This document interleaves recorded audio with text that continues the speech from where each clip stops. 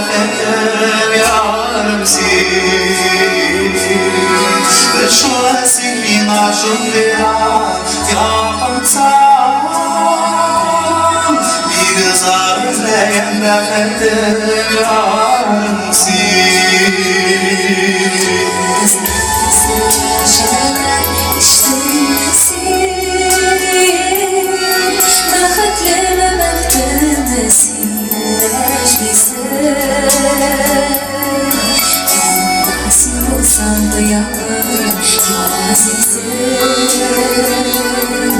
Hayalim hayava gıdışa Meclisin Utan duyanıklardan calasın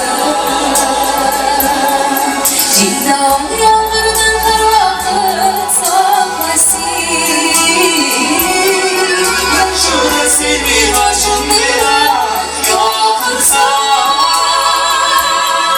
Bir uzağız benimle efendim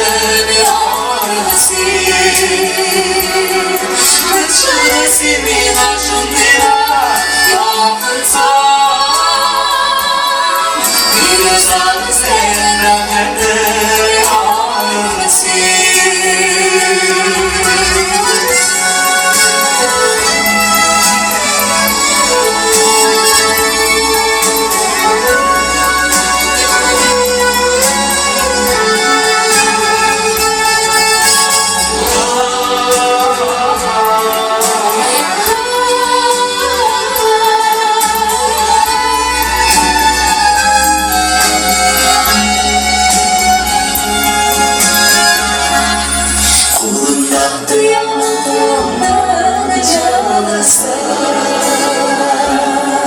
Cidden zamanı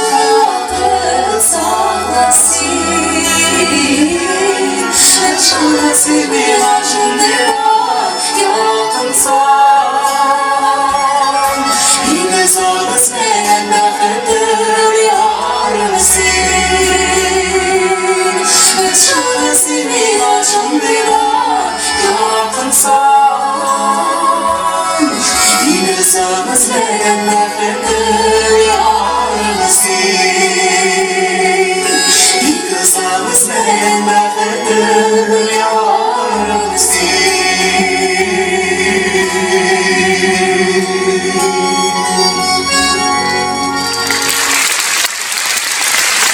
Maria, grazie